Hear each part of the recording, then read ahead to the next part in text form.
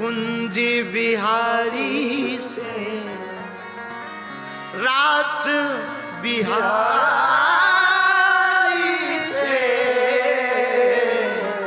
हाय नैना लड़ गए सखीरी नैना लड़ गए हाय रे मेरे नैना सखीरी मेरे नैना लड़ गए मेरे बाके बिहारी नैना लड़ गए मेरे बाके बिहारी से इन्हीं से नैना लड़ गए इन्हीं से नैना लड़ गए हाय लड़ गए लड़ गए मेरे नैना सखीरी नैना लड़ गए ओ नैना लड़ गए सखीरी।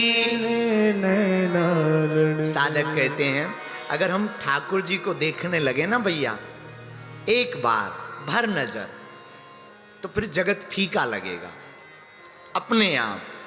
अभी हम लोग ना छोटे छोटे विषयों को लेकर बैठते हैं।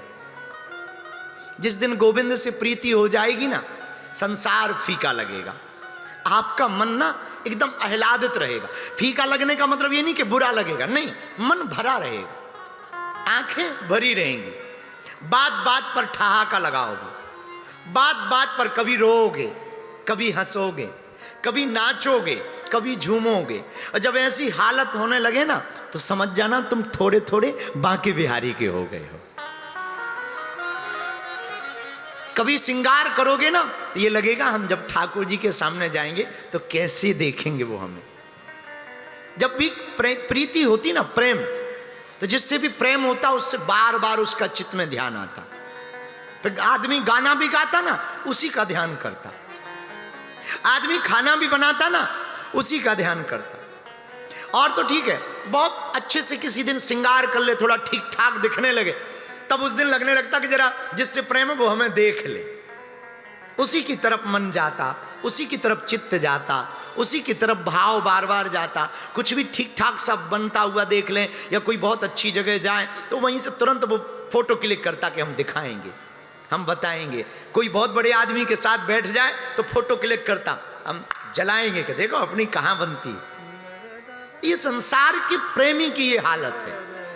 विचार करो, जब जगत के प्रेमी की ये हालत है और कोई गोविंद का प्रेमी हो जाए तो उसकी क्या हालत होगी। सब अपने आप दुनिया बदली बदली लगने लगेगी। पर ध्यान रखो, हम लोग ना भक्ति बाहर से करते हैं, अंदर से नहीं। भक्ति बाहर से है, फोटो वाली भक्ति है, दिखावा वाली भक्ति है, या फिर हमारी भक्ति स्टेटस की भक्ति है, दो लोगों को दिखाने की भक्ति है, लोग हमें भक्त माने। इसी भक्ति के कारण आप भक्ति का रस नहीं ले पा रहे।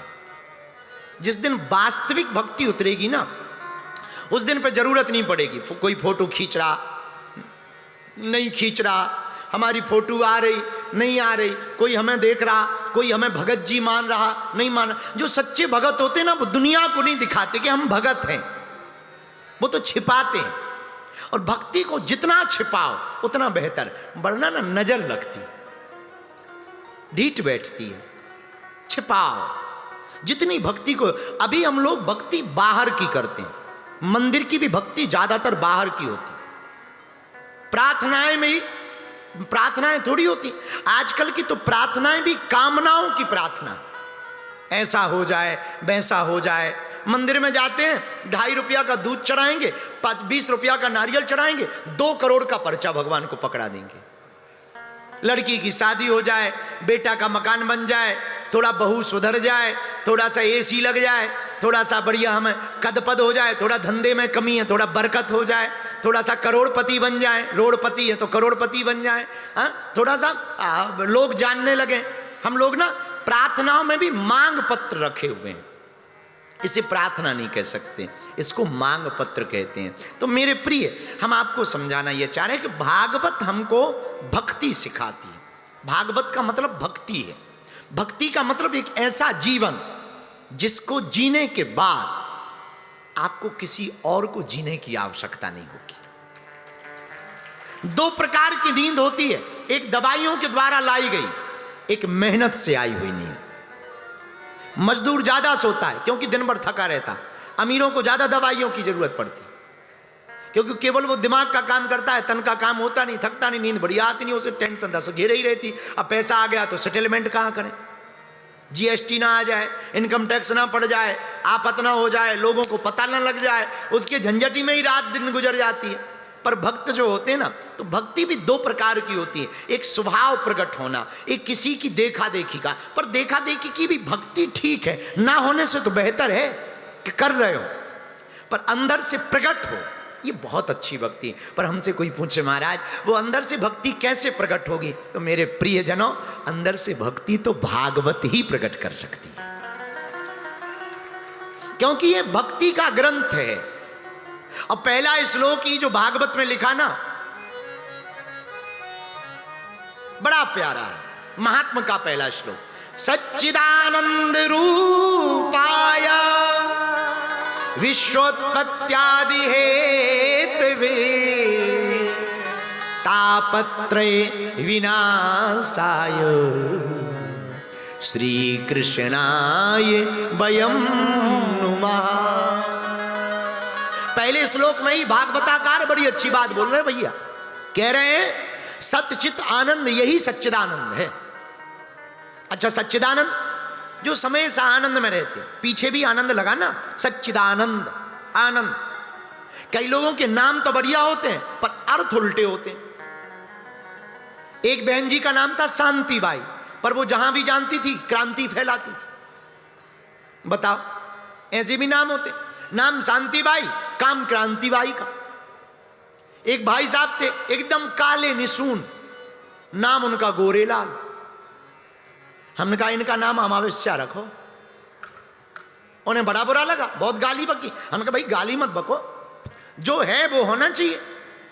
एक सज्जन का नाम, बंदूक रखे कंधे पर, बड़ी बड़ी मूछें, भारी शरीर, मोटा पेट, एकदम वाइब्रेशन मोड में, नाम शेर सिंह। बाप का नाम शमशेर सिंह। ये कंधे पे क्या है, बंदूक। पर कांप क्यों रहे, कुत्ता भौंक रहा है।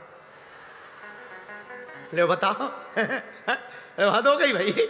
नाम शेर सिंह, बाप शमशेर सिंह, कंधे पे बंदूक है, मूंछें बड़ी, पर डर क्यों रहे, बोले कुत्ता भौंक रहा है। अरे भाई नाम बदलो, शेर सिंह हटाओ, शेर सिंह रखने लायक नहीं हो, टॉमी रखो, टॉमी। अरे हद हो गई। कुछ लोग ऐसे भी होते, पर धन्य है भागवताकार, क्या अद्भुत श्लोक है। सच्चिदानंद रूपाय, जो सत चित और आनंद से भरे हैं वो सच्चिदानंद। प्रवीण ने प्रश्न किया था ना, सत्य कौन है, ये है सत्य, गोविंद।